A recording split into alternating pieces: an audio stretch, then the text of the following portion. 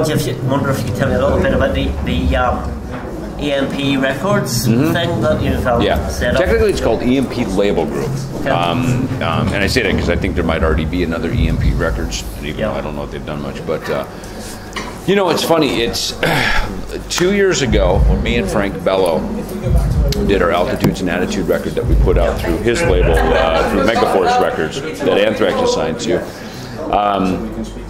Missy over at Megaforce had offered the opportunity for me and Frank to imprint artists in. And a terrific group came across my radar called Dollskin, who are just really a kick-ass, great, young, all-girl punk rock group.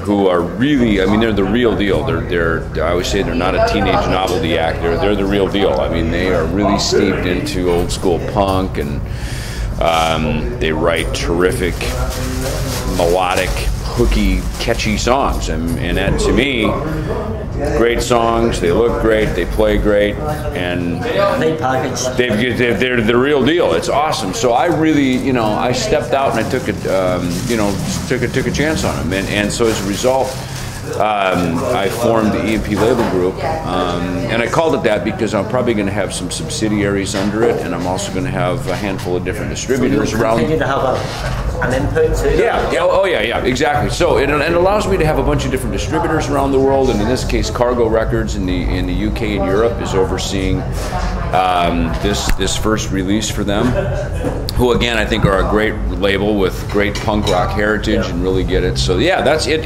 You know, it's funny.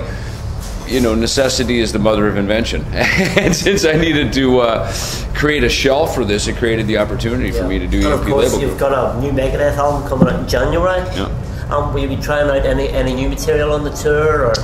We have one new song in the set right now, and once we turn the corner into the new year when the record actually releases, that will be the first real promotion tour of the record. Yeah. Okay. One thing I wanted to ask you was there a conscious decision to omit sort of classic early tracks from the live set? Things like Rattlehead and The Conjuring? You know, we've had... a case of mixing it up, keeping it fresh? We've had Rattlehead and Mechanics in the sets, and of course there's a big push that's just a campaign that's getting underway with the 30th anniversary of the Killing Is My Business record. We remixed it. It's going to be released, I believe, early next year. So there will be, and plus having Chris Adler in the band now, he loves all the early Megadeth stuff. So we have another champion, to probably pull some tracks in. In fact, yesterday at Soundcheck we were playing "Looking Down the Cross," which is a tune we probably haven't played in 30 years. You know what I mean? So I think it's kind of nice to celebrate an anniversary of what's become a cult classic record, "Killing Is My Business." And then also, obviously, to have a brand new record that we're feeling really good about. How do you attempt to explain the enduring appeal of Megadeth and thrash metal as the musical genre? How do you attempt to what? Explain the enduring appeal of Megadeth as a band. Enduring appeal? Appeal? Oh, appeal. The general appeal. Okay, gotcha. It must be the accent. I just came from Scotland. I just got used to how they speak. No, it's good. Northern Irish. It's funny because thrash metal... metal has always gone from extremes. Started with kind of bluesy stuff with Zeppelin, and got more progressive with Deep Purple. Then Black Sabbath took it to this kind of almost religious occult bent, and then with Priest, it became really aggressive twin guitar, and Maiden added an energy, and Motorhead, and then of course Metallica, Megadeth, Slayer, Anthrax. We combined punk rock with metal and created thrash metal. And I think that's what it is. It's punk and metal together, and so it's got all the chops and the skill of metal music. But thrash as a musical style never went away. It wasn't killed by grunge like hair metal and other. No, well, because to me it's a hybrid of. We were the first kids ever in the history of the world to own both punk and metal records. We had Sex Pistols and Kiss records. We had Dead Kennedys and Black Sabbath records. You know what I mean? So to us, it was the angst and political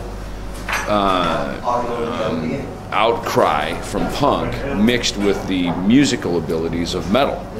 and that's what I think. That's why I think it's genuine and it's real. That's why it wasn't ever a trend. It wasn't a fad. I read that you started studying for the ministry. I just wondered, is that ongoing? Is that something that you? Yeah, I did a year of it. Completed, or? Yeah, it's something. Obviously, that kind of training is something that can go on forever. I did 1 year of it. I did it while I was on tour, on a world tour, and it was. That's why I'm asking, because you're obviously out on tour a lot. Sure. Yeah. I mean, obviously, I've got a lot of other things I'm doing between managing Dollskin and now having a record label, and now all of a sudden I've got several other releases coming down the pike, and even a new. Right before I started this interview, I just got hit on a management opportunity with a great young act that's over in the United States. So.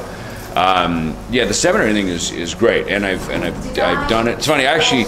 I have a certificate so I can marry him and bury him. You know what I mean? Meaning I can do weddings and funerals. I've actually done some weddings, man. I've married a few friends, and I had a lot of fans. Fans were hitting me going, "Hey, can you marry us in the VIP meet and greet and have Megadeth band be the witnesses?" And I was like, good idea. I don't think I can make it happen, but so it's. How has that been received? I mean, have you encountered support from fellow musicians, or maybe cynicism with yourself and Dave as well? I mean. Heavy metal, and thrash is not, a style or a musical. Well, see, thrash was never an occult-based kind of music. I mean, we had some songs, The Conjuring, Bad Omen, some stuff from our early records, But it's like, Megadeth has been a band that always writes about.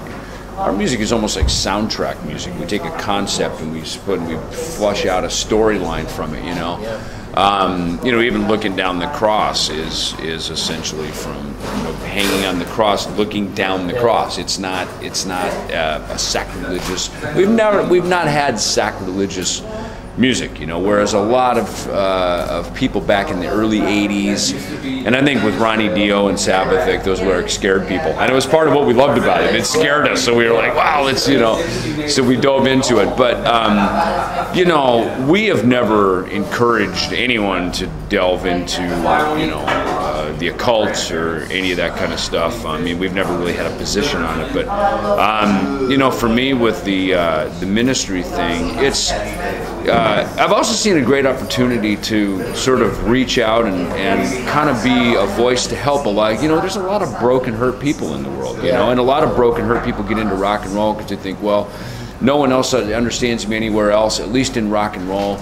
I can just be in a world where no one's going to hassle me. Well, I've actually had a lot of opportunity to kind of minister and help people, that have come to me, and in just a moment like you and me sitting here just develops, and through just listening to people share their story, and I've been very open with my story, with my autobiography, My Life with Death, and so I think it's funny, between the ministry and my autobiography has provided a really cool platform to be able to just share my life with people and help. Do you ever see maybe Megadeth will sort of have a religious themed album right now? No, now? I don't. Something similar to what Blackie's done with Wasp on the latest album. I think Blackie's conversion is great. We've done quite a few shows with him over the last bunch of years, and knowing from where he came from, where he is, as I understand his father was a Baptist or is a Baptist minister. I think it's awesome. I mean, he's got a tough catalog to pick songs from if he's going to make that conversion. You know what I mean? Because I mean, he more than most really had it out there, but or pushed the song titles out there. But it's I think there comes a certain point too where I mean, Megadeth is not, we're not a religious band. We're not on a religious tirade. We're not here to somehow just, blatantly share the gospel of Christ through the Megadeth, the lyrics. I mean, Stryper, absolutely, they are. There's a lot of other groups, Red.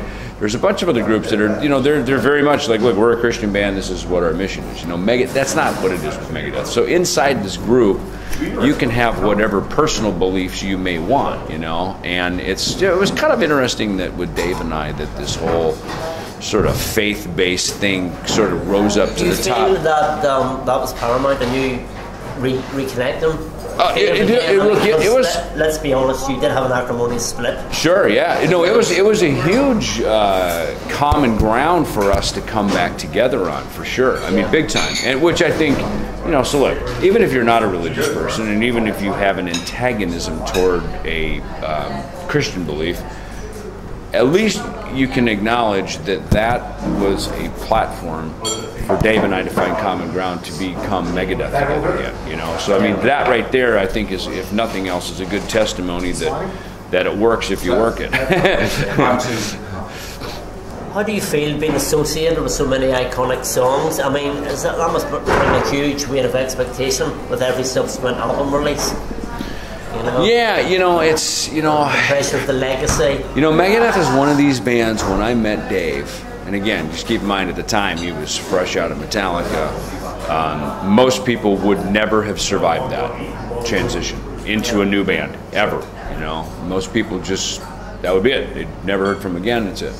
So I meet Dave. Between his vision, his just sort of creative output of the music he writes, my ambition, willing to sign up and be second in command and go out and lead the armies into the battle, you know.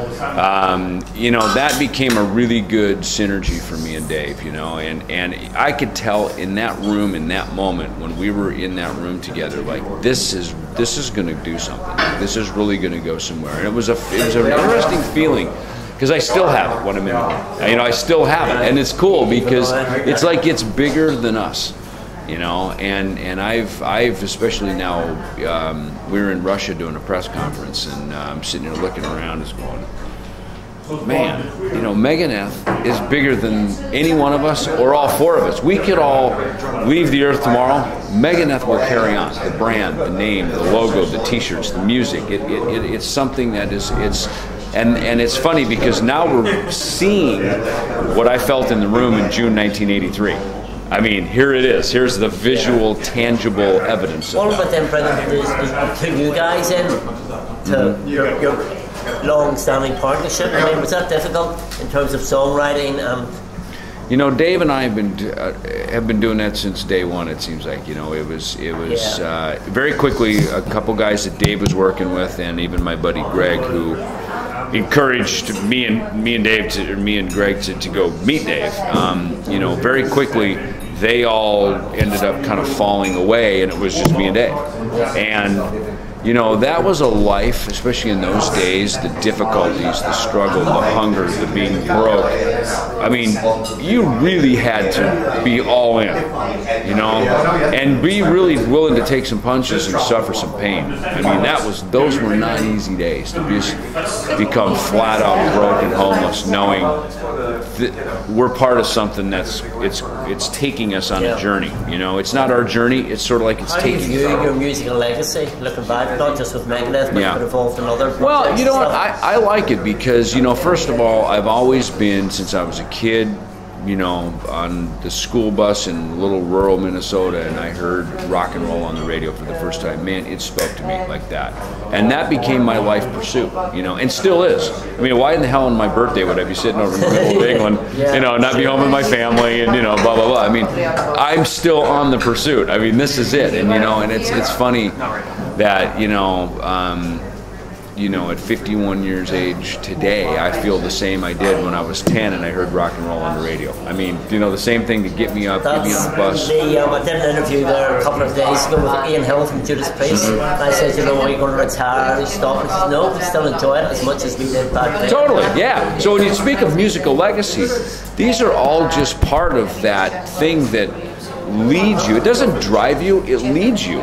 You know what I mean? And when you're led, you have an entirely different sort of gratitude, an inspiration, and sort of desire to be a part of it as opposed to being driven. Because when you're driven, sometimes it comes from, you know, that candle can get weak and burn out. But when you're led, it's just sort of like you wake up and go, all right, I guess I'm doing this today. I guess I'm doing that today. I'm not keeping you. No, I'm good. Just checking that you've eaten. Yeah, no, I got a couple minutes, Yeah. Okay. Other projects that you've been involved in, the Metal Allegiance, did you all record those tracks together? I mean, yes, we did. Yeah, we involved in quite a majority of the tracks on the album. In this day and age where, you know, internet records are how they're done, especially when they're all-star, you know, that was not intended to be an all-star record. It turned out that we did the motorboat cruise, and while we were there, we were talking we should go make a record.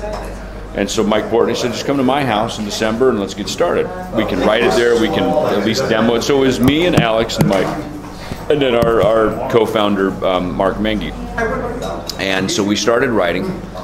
And the songs, here again, the songs led us to get the right singers, to get the right guest guitar players on it, So it was one of these things that was very intuitive, and you just have to kind of be in the moment with it and sort of let it speak to you.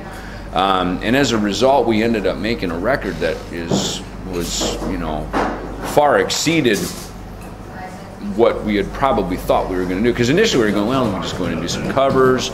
We do half originals, half covers, and then all of a sudden it's like, man, these tunes are turning out great. I mean, we definitely need to just continue this. So, we wrote, recorded at Mike's. We took the session then into a studio on Long Island where me and Alex and Mark ended up recording all the overdubs. We did most of the vocals there. A couple vocals that Christina Scavia, she did at home at her studio in the Lacuna Coil studio in Italy. Matt from Trivium was actually in the studio recording, so he did his vocal right there.